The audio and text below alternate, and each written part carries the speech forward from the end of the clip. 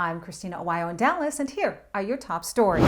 Pressure is growing to remove Senate Majority Leader John Thune after he effectively killed the SAVE Act in the Senate, with many saying Thune feels he has more important issues to focus on than election integrity.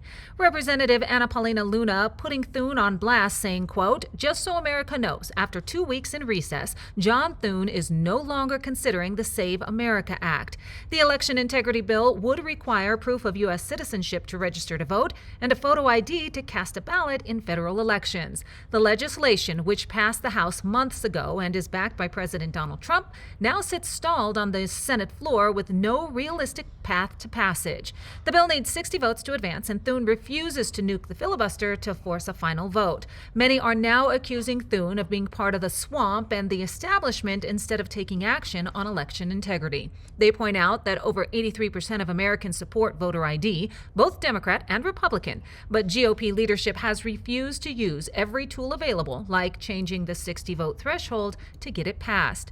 Pressure is now growing in Republican circles to replace Thune as Senate leader, and several members of Congress have started talking about new leadership, saying Thune is putting procedural niceties ahead of American mandates. House Republicans and Trump allies have openly criticized his handling of both the Save America Act and recent DHS funding standoffs. Okay, here are some fast facts about Thune. During Senate recesses, Thune kept the Senate in pro forma sessions so Trump could not make any temporary or recess appointments. Trump became the first president in U.S. history with 0 recess appointments while Republicans controlled the Senate. A partial shutdown of the DHS dragged on for more than 60 days earlier this year. The Senate initially passed a funding bill that left out ICE and CBP. House Republicans rejected it.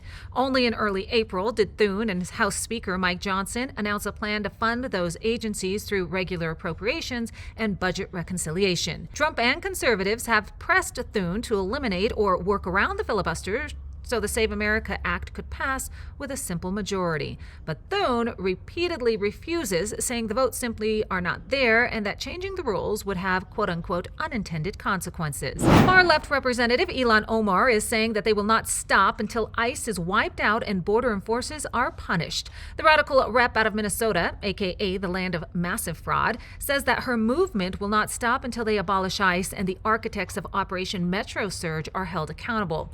Omar said that Minnesota's Attorney General Keith Ellison, who was caught on tape telling Somali migrant fraudsters he wouldn't prosecute them, then accepted their donations, has partnered with her and is looking into her complaints. Meanwhile, Operation Metro Surge was sparked after investigations found that more than 50% of migrants in Minnesota committed immigration fraud.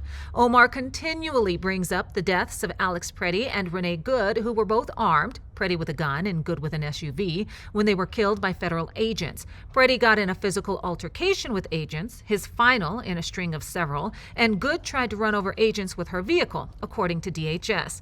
Thousands of agents flooded Minneapolis during the operation, targeting illegal migrant criminals for deportation. During the operation, there were more than 4,000 arrests. So many illegal migrants live in the area that officials say hundreds of millions were lost to businesses and schools because the illegals stayed home out of fear of being deported. Mayor Jacob Fry, Governor Tim Walz, Representative Omar, and other Democrats fueled violent protests, encouraging their residents to surround, record, and impede ICE agents. Agents were doxxed, attacked, followed, and in some cases, almost killed. All right, guys, I just want to take a quick second before we get back to more news to tell you about a company that I've partnered with, Chapter.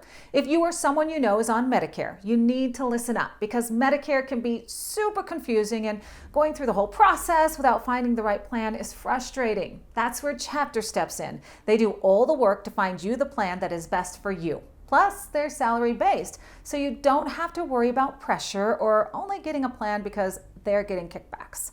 The call is free. They'll walk you through step by step, and they could save you a lot of money. So call 347-960-3244 or go to chapter.org/Christina. Don't gamble with your Medicare plans. Call Chapter today. That's 347-960-3244 or go to chapter.org/Christina. I trust them. Give them a call and get what's right for you. The state of Michigan, under Governor Gretchen Whitmer, refuses to hand over 865,000 ballots from the 2024 election. Michigan officials are also refusing to turn over hundreds of thousands of related election records from the Detroit area, even though they were given a formal demand from the Department of Justice. The DOJ gave Michigan 14 days to comply or face a court order. The standoff is part of a larger resistance by some Democrat states to the Trump administration's efforts to investigate election fraud. Officials saying they are just trying to protect voters. The dispute could potentially head to the U.S. Supreme Court. Okay, let's go ahead and look at a couple of fast facts about Michigan and voting. In 2020, the Michigan Attorney General Dana Nessel and Secretary of State Jocelyn Benson blocked the full release of forensic images and raw data tied to an audit of the 2020 presidential election. The pair argued that the auditors, quote, misunderstood routine election processes and ascribed fraud to explainable errors, so the information can't be released. They are still blocking its release. Earlier this year, Michigan state officials were accused of putting dead people back on the voter rolls after they were removed and sending out ballots to non-existent voters. The claim was made by Republican State Representative Rochelle Smith. And in case you forgot, it was in Michigan that election workers covered windows at the TCF Center so people couldn't observe the absentee ballot count in the 2020 election. It happened as Joe Biden made the overnight comeback against President Donald Trump in key battleground states. The workers did not face any consequences for their actions. That's what you need to know. In Dallas, Christina Aguayo.